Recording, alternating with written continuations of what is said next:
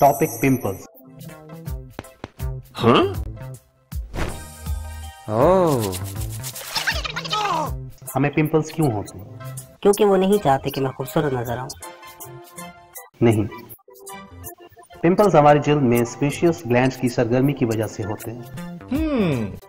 ये ग्लैंड्स एक लेसदार मादा पैदा करते हैं जिसे सेबम कहते हैं।